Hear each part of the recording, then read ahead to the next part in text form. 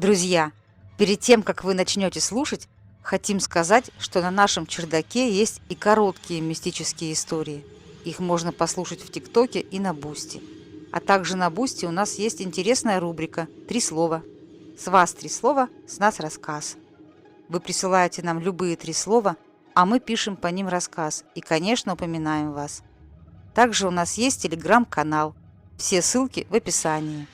Ставьте лайки, подписывайтесь и пишите комментарии. Это помогает продвигать наш канал, и мы, авторы, монстрически благодарны за вашу поддержку. А теперь история. Мне не везет с квартирами, хотя я арендатор со стажем. Озвучили Garrett Stories. За 5 лет я поменял в Москве уже более 10 квартир. Завидую тем, кто смечился с хозяевами и живет на одном месте годами. А у меня самый адекватный хозяин квартиры приходил без предупреждения раз в месяц, сопел, оглядывая квартиру, молча брал деньги, кивал мне с выражением «смотри у меня» и уходил. Были такие квартиры, из которых выезжать приходилось в первом же месяце. Я брал свои 2 чемодана, рюкзак и ехал искать и осваивать новое жилище. При такой своей везучести я старался не отсвечивать вообще, чтобы не давать лишний повод выгнать меня. Жил в графике работа-дом-работа. Я никого не трогал, и меня не трогали. Моя подруга детства говорит, что я дурак, и при выборе жилья надо знакомиться с соседями. Они многое могут рассказать о квартире, и по ним сразу понятно, хорошая жизнь тебя ждет здесь или будут проблемы. Но я предпочитала жить отшельником и с соседями не знакомиться вообще. А зря. 1,5 месяца назад я снова переехал. И, кажется, впервые мне повезло с хозяйкой квартиры. Приятная, вежливая, добрая женщина средних лет. Живет у сестры, а эту квартиру сдает, и они обе живут на эти деньги. Попросила раз в неделю прибираться, не устраивать шумных вечеринок. Договорились, что она или ее сестра будут приходить раз в месяц за деньгами. И ушла.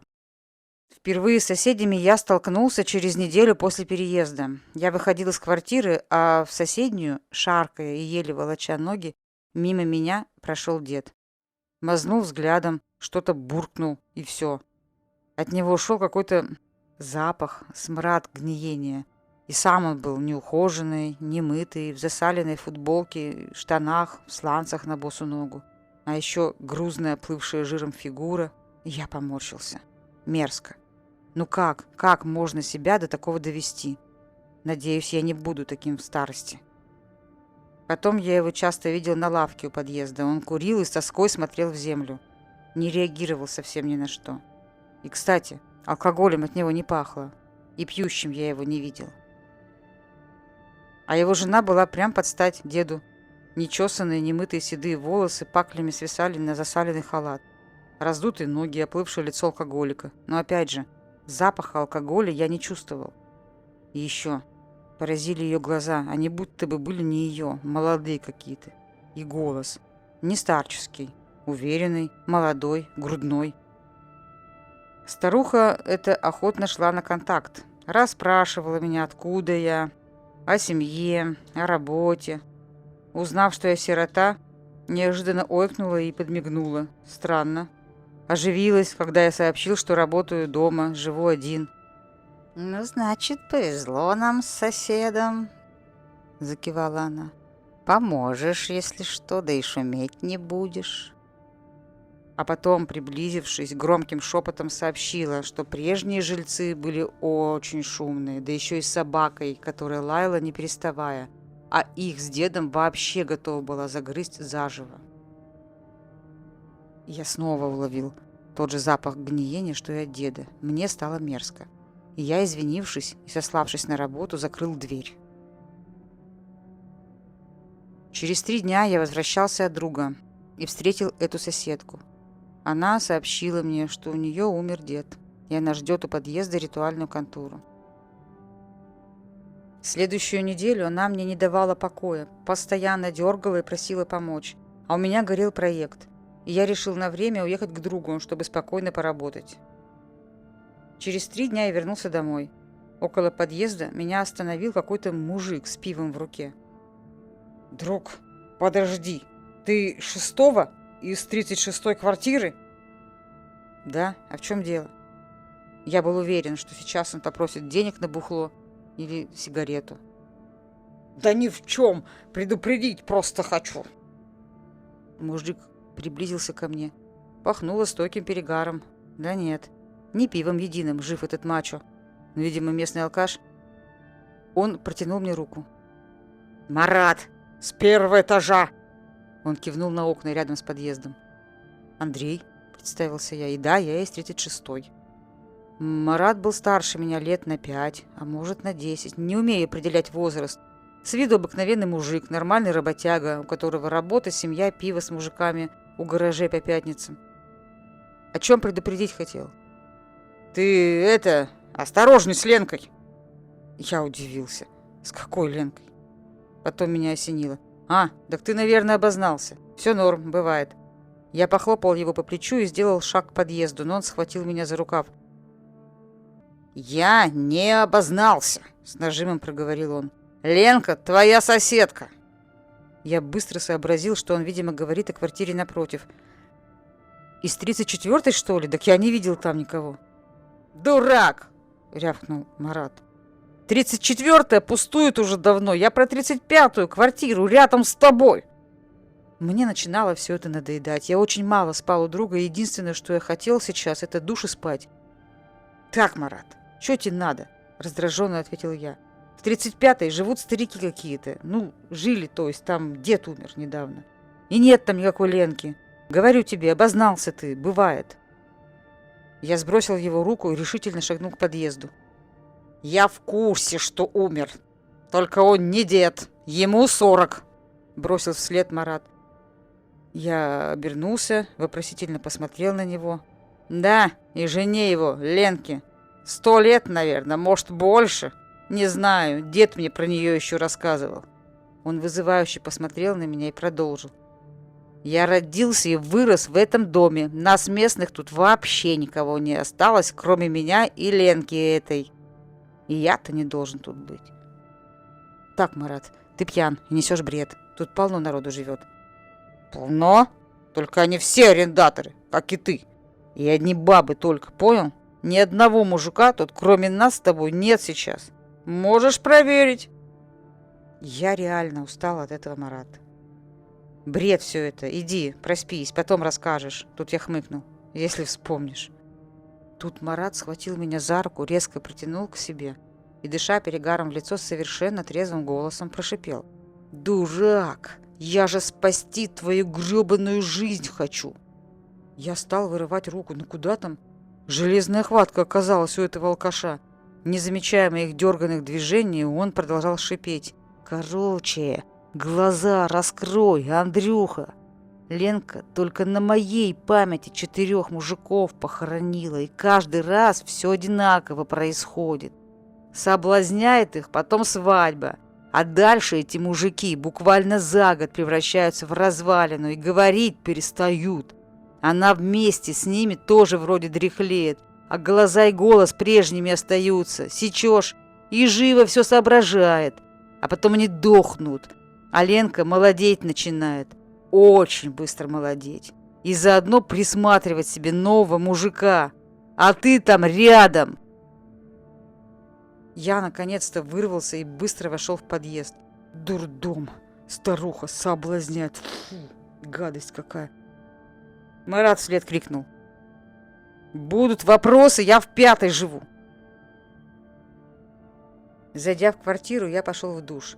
Я ужасно устал от этого недолгого разговора и, честно говоря, хотелось от него отмыться. Я стоял под душем.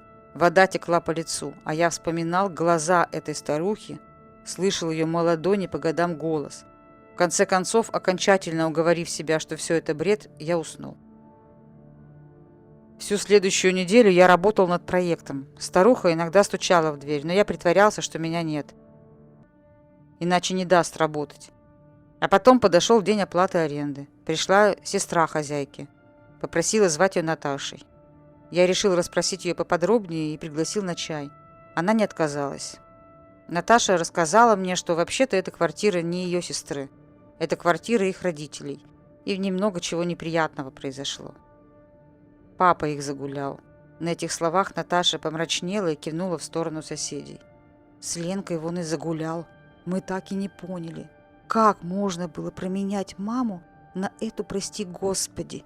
А потом он, видимо, понял, какую ошибку совершил, но мама гордая была и не простила его.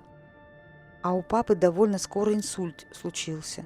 Очень резко постарел и потерял способность говорить, но нас узнавал. Нас увидит, смотрит тоскливо и мычит. А скоро умер. А мы не успели попрощаться. Ленка никого в дом не пустила. Тамара, сестра моя, редко сюда ходит. Тяжело ей до сих пор. Игорь, наш старший брат, тоже не приезжает. В Хабаровск уехал, там и живет. А Ленка эта отряхнулась после смерти папы. Будто несколько лет скинула, честное слово. И снова замуж вышла. Только тот тоже умер. Черная вдова прямо, чертовщина какая-то. Наташа посмотрела мне прямо в глаза. «Андрей, ты, главное, сюда не впускай ее, не зови и не приглашай. Мама верила, что эти стены от всего нехорошего нас защитят. Ленка после смерти папы однажды пришла попросить брата помочь ей с чем-то. Так мама ее выгнала. Сказала ей что-то шепотом, прямо в лицо. Та буквально посерела, зашипела в ответ и ушла. Мама не говорила, что она ей нашептала, но сказала, что пока мы в этом доме живем, стены защитят. Запретила нам ее впускать и тем более приглашать. Сказала, что она того приглашения только и ждет. А Ленка это, кстати, искала повод. И всегда, когда тут мужчины появлялись. Тамарин муж, например. Вот как появляется мужчина, так сразу ей будто медом намазано. В квартиру не заходит, а к себе заманивает. Поэтому мы от греха подальше женщинам сдавали всегда квартиру. А тут уже 2 месяца одни мужчины обращались. Мы ждали. Ну, а потом уже некогда ждать. Жить-то надо на что-то. Тут она посмотрела на меня. «А ты же не просто так спрашиваешь, да?» Я рассказал, что меня поймал Марат с 1-го этажа и предупредил меня. А соседка меня и вправду привлекала к помощи, когда муж у нее умер. «Марат?» Наташа нахмурилась. Не помню такого». Она рассмеялась. «Да я уже никого не помню. Да и много чести эту Ленку вспоминать». Она серьезно добавила. «Не ходи к ней в дом. Видишь, как мужики у нее мрут быстро». Я уже не знал, чему верить, но решил на всякий случай выполнить совет Наташи, но соседка не показывалась. Шло время. Я сдал проект, и команда заказчика пригласила меня отпраздновать это событие. Мы завалились в кабак. Домой я пришел поздно и сильно пьяным. Долго возился с замком двери и, видимо, шумел. Слева скрипнула дверь соседки. Она вышла из квартиры и предложила помочь. Я прищурился. Соседка выглядела как-то иначе, но все в том же халате. Я согласился, протянул ей ключ. Она открыла дверь в мою квартиру. «Помочь тебе зайти? Пригласишь меня?» «Приглашаю! Будьте как дома!» Я попытался сделать широкий гусарский жест, но чуть не упал. Соседка схватила меня и с неожиданной силой втащила в мою квартиру. Очнулся я утром в своей кровати с тяжелой головой. Голова болела жутко. На кухне кто-то гремел посудой. Я встал и поплелся смотреть, кого я вчера притащил домой. Я зашел на кухню и обомлел. На кухне стояла и заваривала чай старуха-соседка. Только старуха, ее назвать было невозможно. Этой женщине было лет 35. Темная шатенка, длинные волосы, заплетенные в толстую косу. Стройная и даже красивая. От старухи остались глаза и халат. «Извините, девушка, вы кто? Как вы оказались в моей квартире?» – глухим голосом спросил я. Мне ответил знакомый грудной голос. «Ты сам пригласил? Не узнал? Соседка я твоя!» Она засмеялась. «Баба Лена!» Я и халат надела тот же. Ну вот теперь уже можно снять его. Она брезгливо сняла халат и бросила в угол. Но как же это все? От увиденного и услышанного я не мог подобрать слова. Тут резкая боль в голове заставила меня забыть обо всем. Я схватился за виски и простонал. Соседка посмотрела на меня внимательно. «Голова болит? На вот, выпей. Чай с травами заварила. Поможет. Она налила и протянула мне чашку чая. Я действительно очень хотел пить. И жадными глотками осушил всю кружку. Очнулся я ночью в своей кровати. В голове шумело, сердце билось с увеличенной частотой. Рядом кто-то дышал. Я медленно повернул голову. Повернувшись ко мне лицом, рядом лежала моя соседка и смотрела на меня. Я отвернулся. Боже мой. Я сейчас спал со своей старухой-соседкой, но она больше не старуха. Как это вообще случилось? Что происходит? И почему я ничего не помню? Последним, что я помнил, была чашка чая. Понимание медленно вползало в голову. От волнения кровь застучала в висках, и я почувствовал глухую ноющую боль в сердце. Соседка встала, сходила на кухню, протянула мне чашку чая. «Выпей. Ты в прошлый раз упал от боли в обморок и провалялся так неделю. Пей, легче станет». Я взял чашку, она ушла в ванную, я вылил чашку под свою подушку прямо в матрас. Потом я резко откинулся на подушке, притворился, что отрубился. Чашка выскользнула из руки и укатилась под кровать. Соседка вернулась, подошла ко мне, долго стояла, прислушиваясь к моему дыханию. Я мерно дышал, хотя сердце билось так, что заглушало дыхание. А потом она наклонилась ко мне и прошипела: «Спи, спи, недолго тебе осталось». Потом она обошла кровать и легла рядом. От ужаса, казалось, я перестал дышать, в голове паника. Черт возьми, Марат был прав. Он же пытался предупредить меня. Какой же я осел! Что же делать? И тут я понял, что надо бежать к Марату, ведь он же не зря сказал, где живет. Он знал, чем это может закончиться, дал мне шанс. Я прислушался к дыханию соседки. Когда оно стало более глубоким, я тихонько встал и выскользнул из квартиры прямо в трусах. Не дожидаясь лифта, я бросился вниз бегом и стал лихорадочно звонить в дверной звонок 5-й квартиры.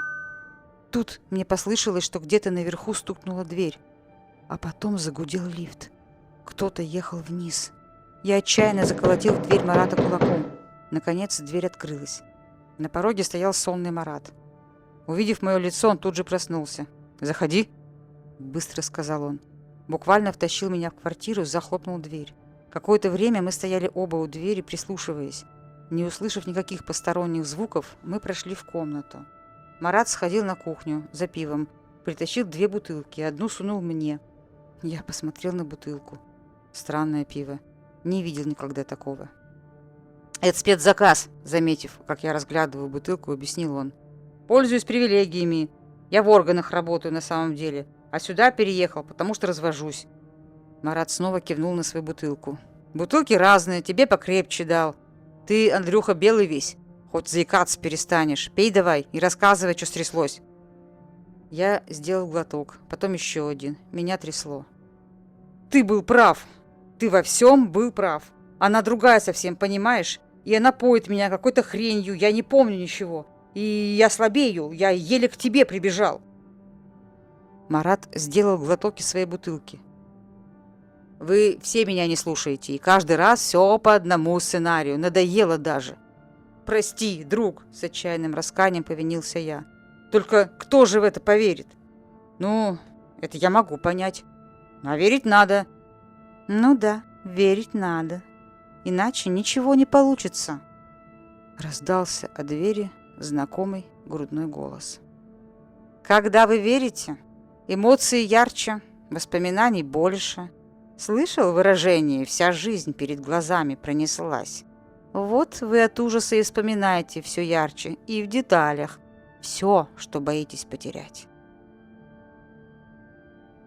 Я резко повернулся. Лена стояла, прислонившись к косяку. Потом, не глядя на меня, она прошла к Марату и обняла его.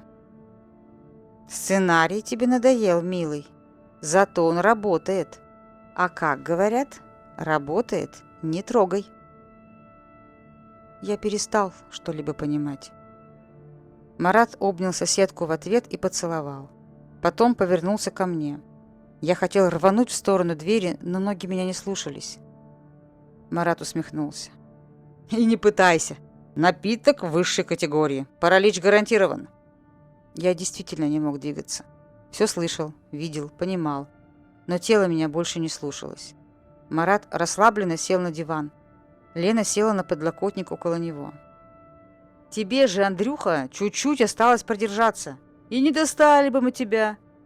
40 дней душа бывшего ее мужика, он кивнул в сторону моей соседки, рядом еще и в нашей власти, а потом все, стала бы свободной и тебя бы защитить смогла. А подсказывать тут, кстати, она могла. Было такое?» Я вспомнил, что было 2 раза, когда я уже готов был выйти к зовущей меня старухе. С компом начиналась какая-то свистопляска, и я бросался все чинить.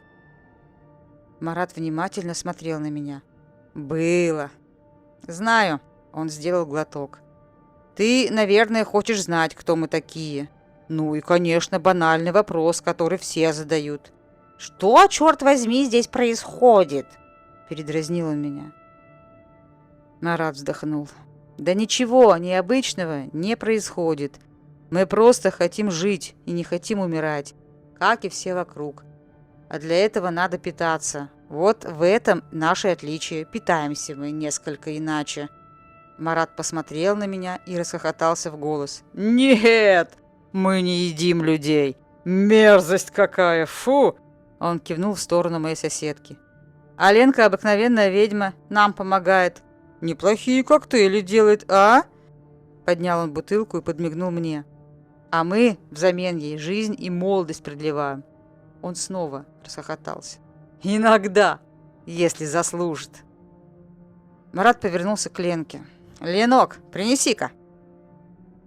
Ленка вскочила и выбежала в коридор. Потом она притащила сумку, в ней что-то позвякивало. Она открыла ее и вытащила такую же бутылку, как у Марата, и протянула ему. «Знаешь, что здесь?» Глядя на меня, спросил Марат. «Тут ваша молодость, радость, все ваши счастливые моменты, воспоминания, гордость, любовь.